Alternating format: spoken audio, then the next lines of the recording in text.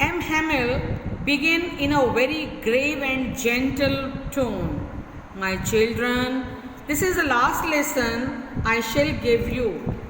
The order has come from Berlin to teach only German in the schools of Alsace and Lorraine. The new teacher comes tomorrow, so this is your last French lesson.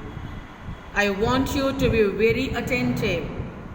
Now, for the first time, Franz began to feel sorry for not being serious in his lessons. He was also sad that he would never see Mr. Hamill again. He forgot all about his ruler and cranky nature. Now, Franz understood why Mr. Hamill was in the best clothes. He also understood why the old men of the village were sitting there. They had come to show their respect for M. Hamill's 40 years of faithful services. They may be sorry they couldn't get the time to go to school. They couldn't get the time to learn. They couldn't get the chance, opportunity of the schooling. Mr. Hamill asked Franz to recite the rules of participle, but he got mixed up on the first word. M. Hamill did not scold him. He only said, "You pretend to be Frenchmen." Pretend to, that means to show off. We all show we are Indian, we are Hindustani. How many of us are able to read and write Hindi in a proper way?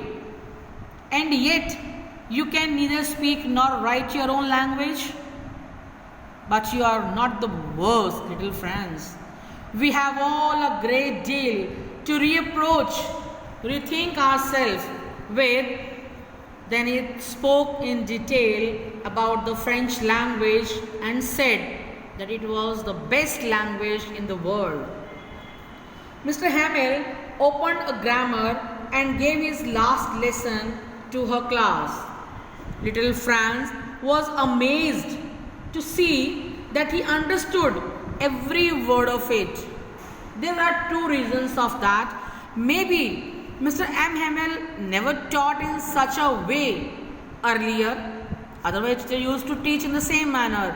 Or Franz never concentrated on the lessons in such a way, but today he understood everything, every word of it.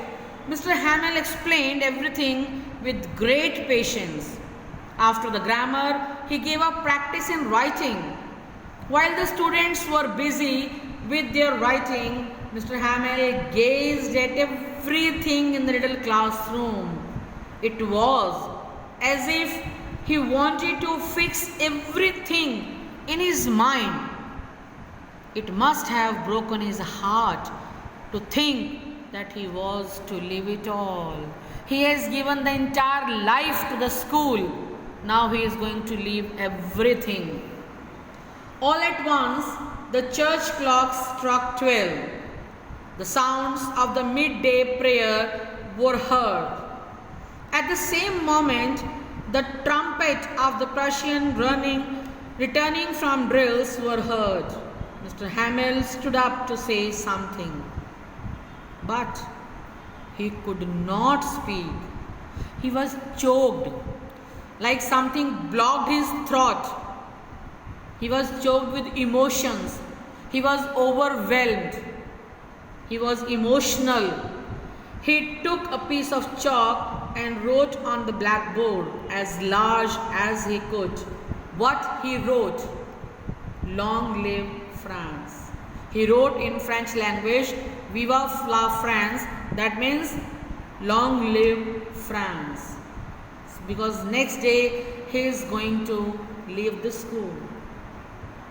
So in the next video, we'll start with the reading of the chapter, the last lesson.